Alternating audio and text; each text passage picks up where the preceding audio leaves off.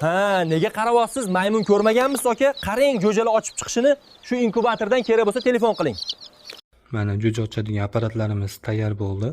Bu yerda turgan inkubatorlarimiz 110 dona tovuq tuxumi sig'adi. 100% avtomat, faqat suvga qarab tursanglar bo'ldi. Bu inkubatorlarimiz 220 voltga ishlaydi.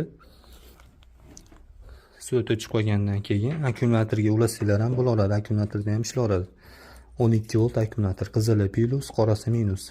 Bu inkubatorimiz materiali ichki penopleksdan tayyorlangan, tashqarisi dekor plastdan. Ancha baquvvat, tepalari ko'rib turishlik uchun aynali qilingan.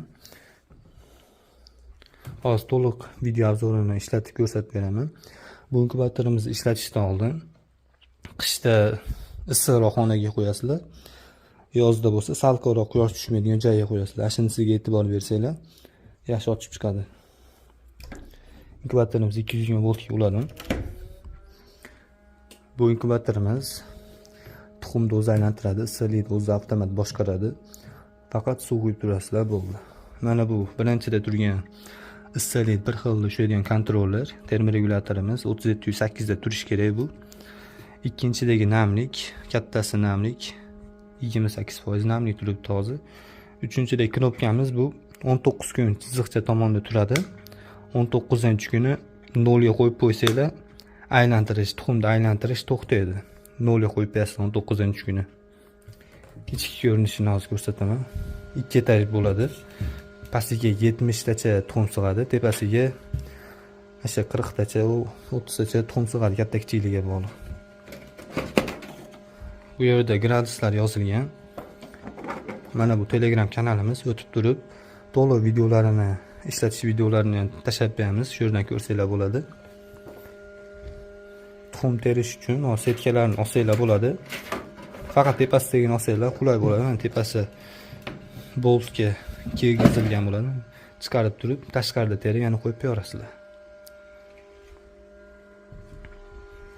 Tuxumni aylantiradigan sepi 19-kuni mana yonbosh turgan bo'lsa, ichini ochganinglarda yonbosh turgan bo'lsa, 19-kun aylantirish tuxumni o'chirganinglarda sepini ko'tarib o'rtaga qilib qo'yasizlar.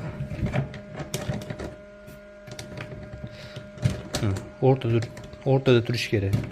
Jo'ja ochgandan keyin pastga tushib ketib qolmasligi kerak. Pastda ventilyatorli spiralimiz bor. Bu issiqlik bir xil ushlaydi. Mana bu suv tushib turishiga ham e'tibor berasizlar. Mana devorga yopishgan, ikki chekkadan o'rtada turadi. Suv quyayotganinglarda shunisiga qarab qo'yasizlar. Bu latogimiz, tuxum teradigan setkamiz har 2 soat bir aylanadi. Mana bu po'kaylar nima deganlar uchun tuxum agar 20 ta 30 ta qo'yadiganlar bo'lsa, uni siljitib, tuxumga qadab turib, qimirlamaydigan qilib teraverasizlar. Mana kichkinalarini qimirlayotgan joyiga qistirib qo'yasizlar.